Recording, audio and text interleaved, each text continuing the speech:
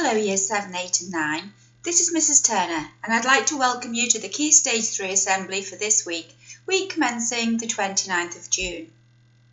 I know your form tutors, your subject teachers, Mr Shelton and I, have really missed our year groups and our classes very much. We can't wait to see you all again soon.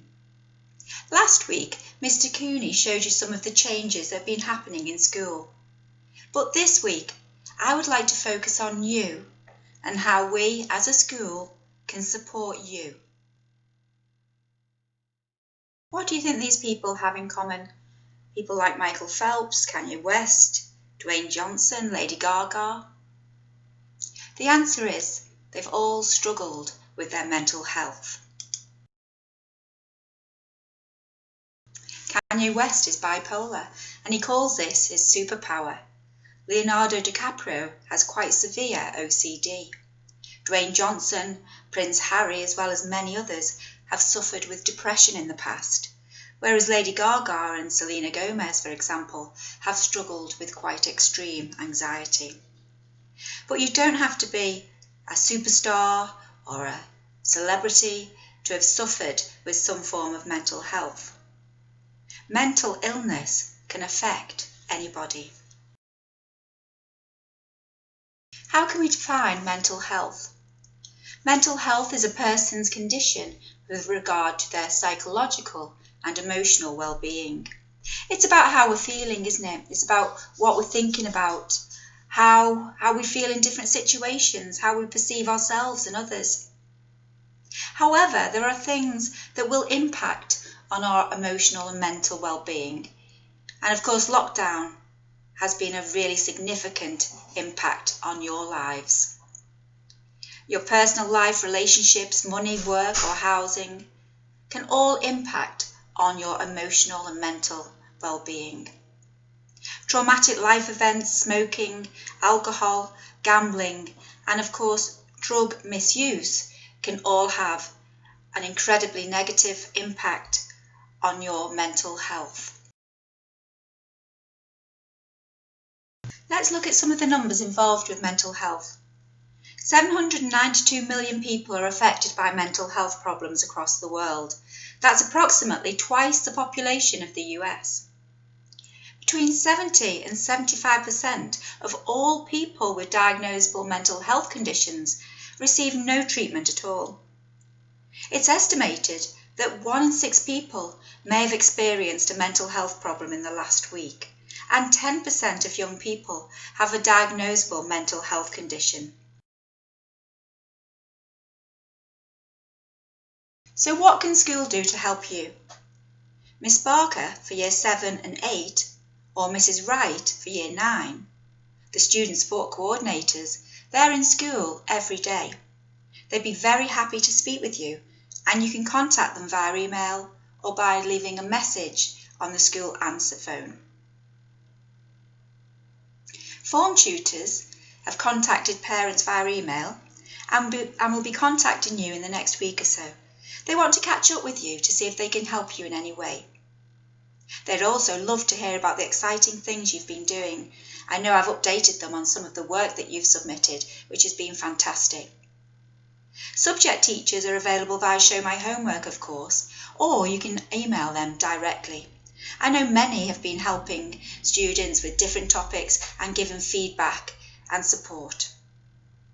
Mrs Turner, myself and Mr Shelton are in school every day and available via email or again by leaving a message on the school system. What can you do to help yourself?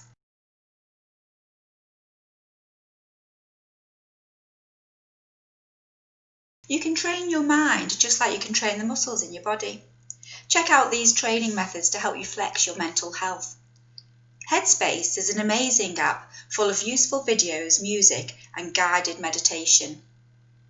Calm app is the #1 mindfulness app and their aim is to make the world happier and healthier. What else can you do to help yourself? Exercise. Try and complete one form of outdoor exercise a day. Make time for fun. Now that you can see more friends, that's going to be a really exciting thing for you to do. Make sure you do something that you enjoy every day, as well as doing the work for school. Set yourself small targets, manageable, realistic. Perhaps completing 1 hour of maths and 1 hour of English before lunchtime.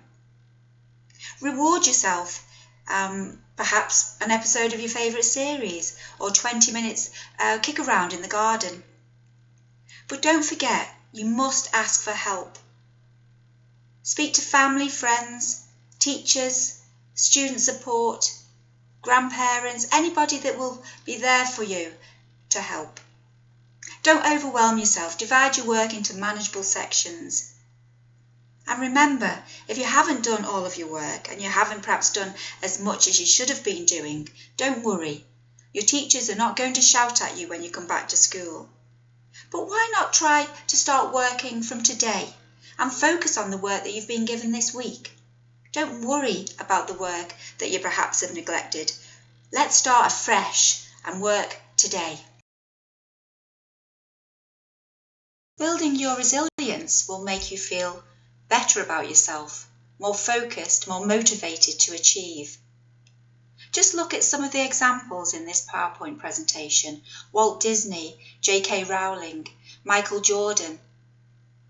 They all failed before they succeeded, but they weren't afraid to try again, to pick themselves up and have another go.